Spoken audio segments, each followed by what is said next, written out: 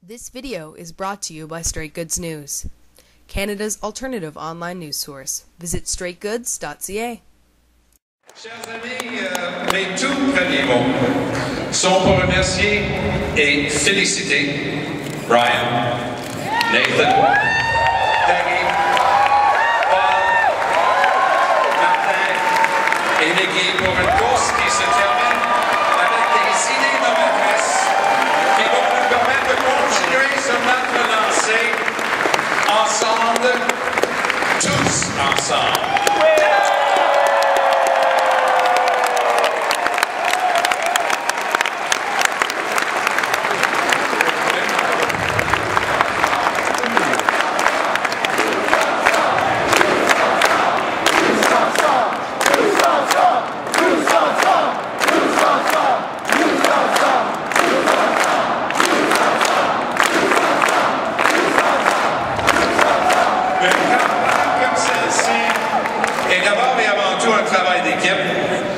Et je tiens à remercier les centaines de bénévoles et d'employés qui ont travaillé sans relâche pendant près de 6 mois pour notre campagne afin d'arriver à cet extraordinaire résultat.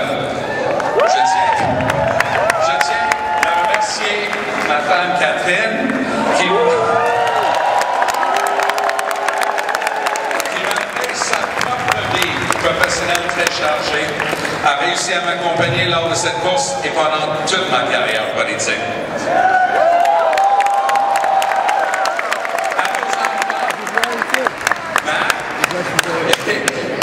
Et sa femme Jasmine et notre petite fille Juliette et notre fils Greg, qui était par ailleurs, juste pour que vous le sachiez, notre webmestre pour la campagne. Merci de votre soutien constant. Et à ma maman qui, avec ses frères et sœurs, est dans le Nord en train de nous regarder en ce moment, un gros bonjour. Et je tiens aussi à dire à la petite équipe centrale de la campagne, Raoul Gébert, qui est par ailleurs le président de la section québécoise, et fut le redoutable directeur de notre campagne. Chantal Turgeon, mon extraordinaire attaché de presse qui depuis près de 10 ans réussit toujours à être un îlot de calme, peu importe ce qui se passe en politique. Et Ian Gillespie, un bourreau de travail et un stratège hors pair, un énorme merci. Now, one of the things I had to get used to 6 years ago when I started attending NDP events at the invitation of Jack was listening to everybody address themselves as brothers and sisters.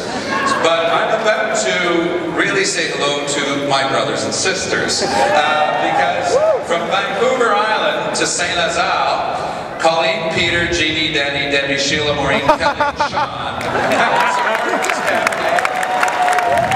Keep us smiling with their funny emails and their encouragement. So a lot of them are here.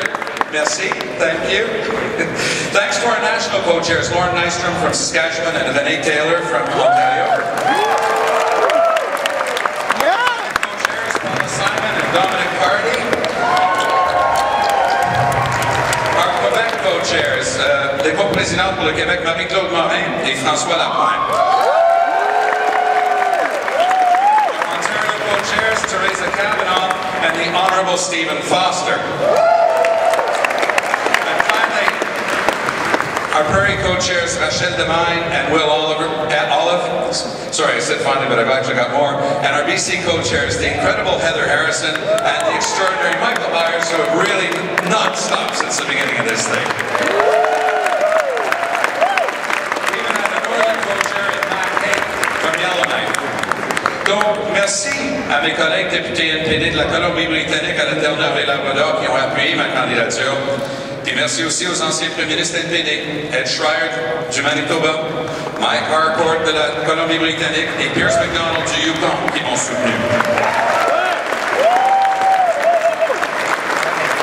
Et surtout, merci aux membres du NPD, parce que nous célébrons aujourd'hui la victoire des membres du NPD qui seuls ont été responsables de choisir leur propre chef. Bravo à vous.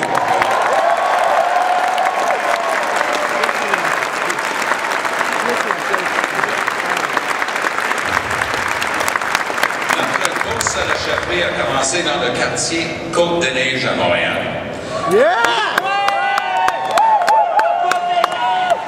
Un lieu où les citoyens de toutes les origines se retrouvent et travaillent ensemble pour créer un endroit où il fait bon vivre.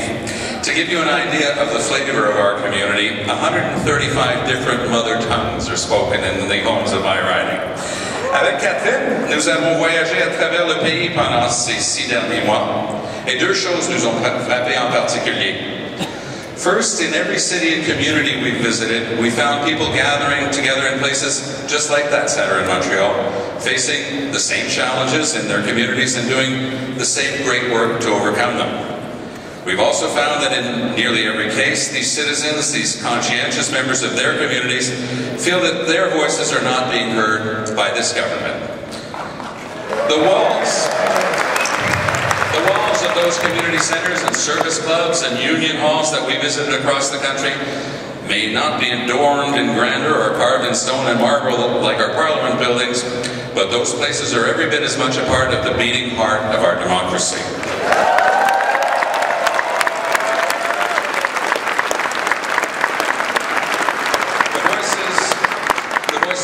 Those Canadians should not only be heard, they should be at the center of our national agenda.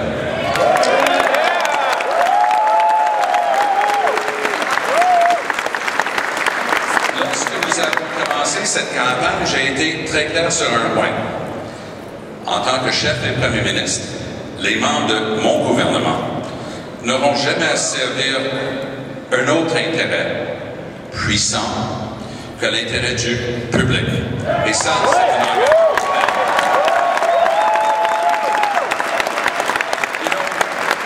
We can't ask our fellow citizens to do their part for our country if their government will not do its part for them. And increasingly Canadians feel that whoever their government is there to serve, it's certainly not for them.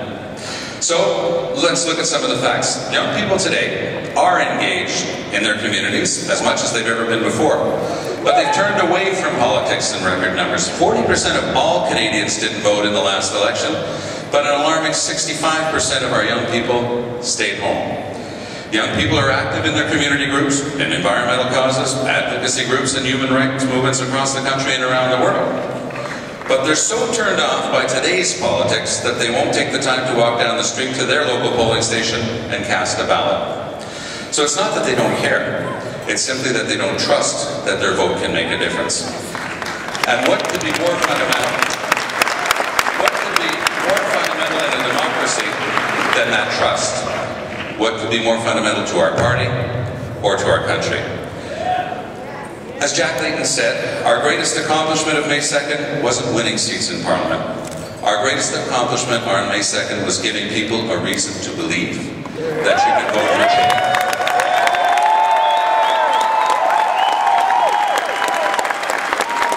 Giving people a reason to believe that you could vote for the change that you want and actually get it.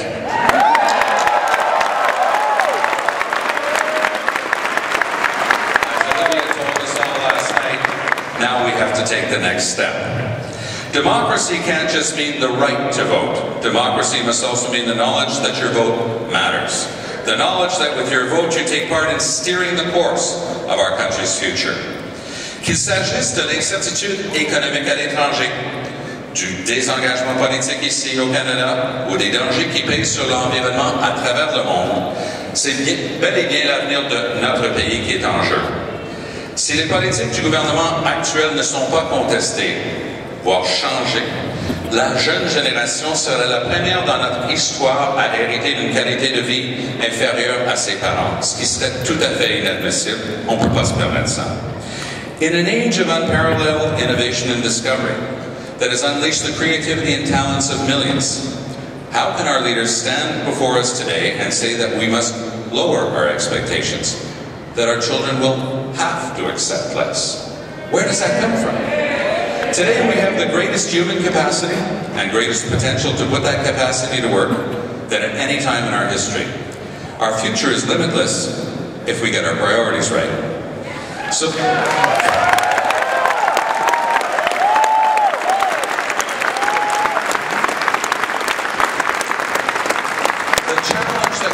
process is not a failure of ability or talent, it is a failure of leadership. And that is a failure that we intend to reverse.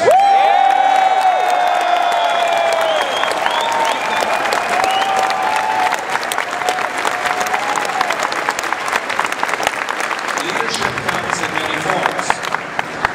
Our current government appeals to people's fears, rules by seeking out division, and is leaving the tab for our expenses to our grandchildren. Mais ce qui nous unit est beaucoup plus grand et important que ce qui nous oppose. Un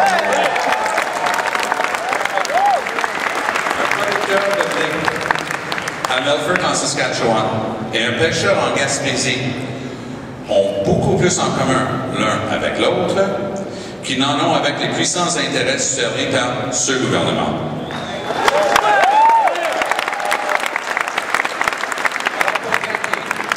Lors de la prochaine élection et former le premier gouvernement fédéral néo-démocrate,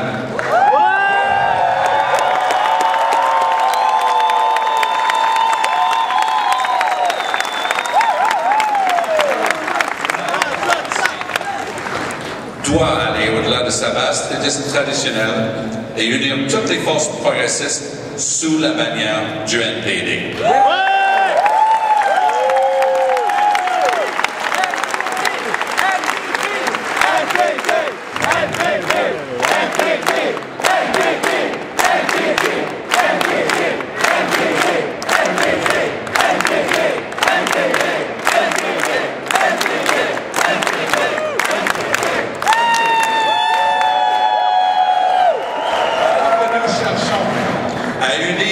Les progressistes, nous ne le ferons pas en sacrifiant l'unité de notre pays.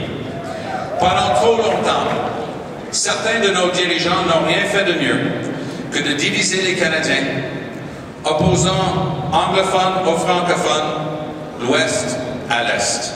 Même si cette division peut engendrer des gains politiques à court terme, le prix à payer est trop lourd pour notre nation. La perception de la discorde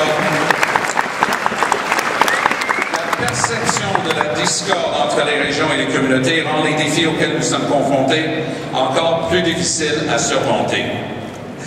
Mais je crois qu'au fond de nos cœurs, quelles que soient nos opinions politiques, nous partageons tous certaines valeurs fondamentales. You Democrats want to live on safe streets, just like everyone else. Most conservatives I know still take pride in the fact that as Canadians, we care for one another when we get sick. Right. Yeah.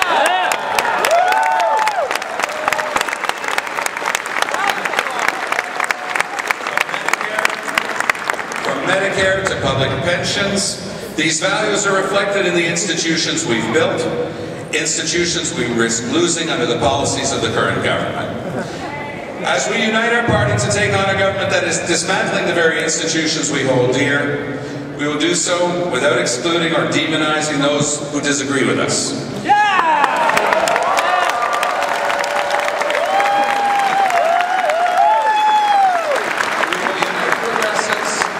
We will unite our country, et ensemble nous bâtirons un Canada plus juste et un monde meilleur.